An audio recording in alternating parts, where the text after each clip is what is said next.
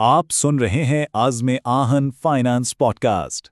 अच्छा, तो चलें आज एक ऐसी कंपनी पर गहरी नज़र डालते हैं जिसे बहुत से लोग शायद जानते तो हों, लेकिन हकीकत में समझते बहुत कम है। जी हाँ, बात हो रही है इत्तेहाद केमिकल्स लिमिटेड यानी आईसीएल की। आज़्म आहन फाइनेंस के तज्ज़िये में एक बहुत ही दिलचस्प बात कही गई है, और वो ये है कि आईसीएल सनती नागज़िरियत के कारोबार में है। अब देखें, ये एक जुमला ही इस कंपनी को देखने का पूरा नजरिया बदल देता है। मतलब ये सिर्फ कोई आम केमिकल बनाने वाली कंपनी नहीं है। ये तो एक ऐसी कंपनी है जिसके बगैर पाकिस्तान की कई बड़ी सनतें सच पूछें तो चल ही नहीं सकती। तो असल कहानी क्या है? असल कहानी ये है कि आईसीएल सिर्फ अपनी प्रोडक्ट्स नहीं बेच रही। नहीं, ये टेक्सटाइल, फार्मा और फूड जैसी बड़ी बड़ी इंडस्ट्रीज को एक ऐसी चीज दे रही है जो पैसों से भी ज्यादा कीमती है। और वो चीज है यकीनी सप्लाई का भरोसा। ये भरोसा कि उनका काम कभी नहीं रुकेगा। अच्छा, तो अब जरा नंबर्स की बात करते हैं। देखते हैं कि ये जो बिजनेस मॉडल है ये माली कारकर्दगी में कैसे नजर आता है, खासतौर पर आजकल की मुश्किल मुआशी हालात में। ये देखें, माली साल 2025 में 1.29 अरब रुपए का खालिस मुनाफा। और ये कब? जब तवानाई की कीमतें आसमान से बातें कर रही थीं। ऐसे बड़े चैलेंजेस के बावजूद कंपनी ने ना सिर्फ अपने आप को बचाया बल्कि अपने मुनाफे को भी महफूज रखा। ये उसकी मजबूती का एक बहुत बड़ा सबूत है। और कहानी यहां खत्म नहीं होती। अगर हम माली साल 2026 की पहली तिमाही को देखें तो पिछले साल के मुकाबले में आमदनी 19% और खालिस मुनाफा 35% बढ़ा है। इसका मतलब यह है कि मुनाफा सिर्फ मुस्तहकम नहीं बल्कि तेजी से बढ़ रहे हैं। ये एक जबरदस्त मोमेंटम है। तो सवाल ये है कि आखिर आईसीएल ये सब कर कैसे रही है? जवाब उसके स्ट्रैटेजिक मुसाबकती फवायद में छुपा है, जिसे सरमायाकारी की दुनिया में इकोनॉमिक मोट या एक माशी किला कहा जाता है।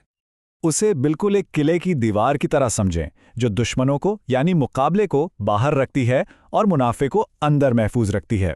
और जो चीज़ आईसीएल को खास बनाती है वो ये है कि ये सिर्फ एक दीवार नहीं बना रही, बल्कि ये अपने गिर्द 6 मजबूत दीवारें खड़ी कर रही है। तो चलें इस दिफाई किले की इन 6 तहों को एक एक करके खोलते हैं। हम इसकी सबसे ताकतवर और बुनियादी तह से शुरुआत करेंगे। अच्छा, आईसीएल के सबसे बड़े स्ट्रैटेजिक इक़दाम को समझने से पहले एक सवाल पर गौर करते हैं। दुनिया भर में इन जैसी केमिकल कंपनियां बनाने वालों के लिए सबसे बड़ा खर्च, सबसे बड़ा खतरा क्या होता है? जवाब है तवानाई। जी, बिजली और गैस ये एक ऐसा खर्च है जो कुल पैदावारी लागत का 60% तक हो सकता है, और ये किसी भी कंपनी के मुनाफे को मिनटों में खत्म कर सकता है। तो आईसीएल इस सबसे बड़े मसले का क्या हल निकाल रही है? वो अपना खुद का बायोमास पावर प्लांट बना रही है। ये सिर्फ खर्चा बचाने की बात नहीं है, ये एक ऐसा गेम चेंजर है जो गैस पर इन्हिसार खत्म कर देगा, कारकर्दगी बढ़ाएगा और अगले 10 सालों के लिए इससे अपने हरीफों पर एक बहुत बड़ी बढ़तरी देगा। ये अपनी सबसे बड़ी लागत को अपने हरीफ की सबसे बड़ी कमजोरी में बदल रहे हैं। किले की दूसरी और तीसरी दीवार है इनकी प्रोडक्ट्स और टेक्नोलॉजी।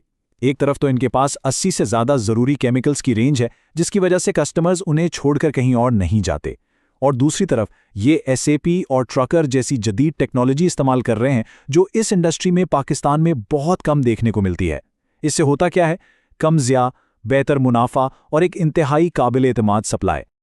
और फिर आती है चौथी दीवार, ईएसजी और सर्टिफिकेशंस।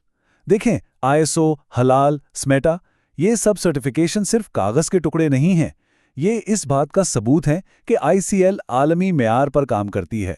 इसकी वजह से बड़ी बड़ी मल्टीनेशनल कंपनियां और एक्सपोर्ट क्लाइंट्स किसी और के पास जाने के बजाय सीधा आईसीएल के पास आते हैं।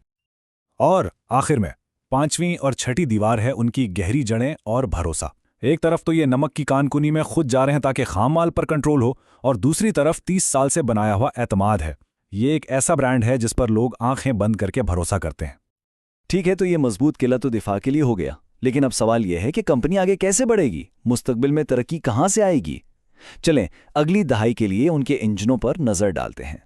सबसे बड़ा और अहम ग्रोथ ड्राइवर तो वही बायोमास प्लांट है जो कंपनी की तकदीर बदल सकता है। इसके अलावा एक नया कॉस्टिक सोडा फ्लेकर प्लांट लगाया जा रहा है जो खास तौर पे एक्सपोर्ट के लिए है और ज्यादा मुनाफा बख्श है। और जाहिर है, जैसे जैसे पाकिस्तान की इंडस्ट्री बढ़ेगी, आईसीएल की प्रोडक्ट्स की मांग भी बढ़ेगी, जिससे ये मार्केट में अपना हिस्सा मजीद बढ़ा सकेंगे। तो इन सब बातों को मद्देनजर रखते हुए अगर इस बिजनेस को सिर्फ एक स्टॉक की तरह नहीं बल्कि एक मालिक की नज़र से देखा जाए तो क्या तस्वीर सामने आती है? यहाँ में एक मुतवाज़न तस्वीर नज़र आती है। एक तरफ उसके मुस्बत पहलू बहुत मजबूत हैं, ऐसी प्रोडक्ट्स जिनकी सबको ज़रूरत है, तवानाई में खुद कफालत का मंसूबा और टेक्नोलॉजी और ब्रांड की ताकत। दूसरी तरफ जो खतरात हैं, जैसे प्रोजेक्ट में ताख़ीर या आलमी कीमतों में उतार चढ़ाव, वो काबिल इंतज़ाम है। कोई ऐसा खतरा नहीं जो कंपनी के वजूद के लिए खतरा हो। तो इस तज्जिए का हतमी नतीजा क्या है?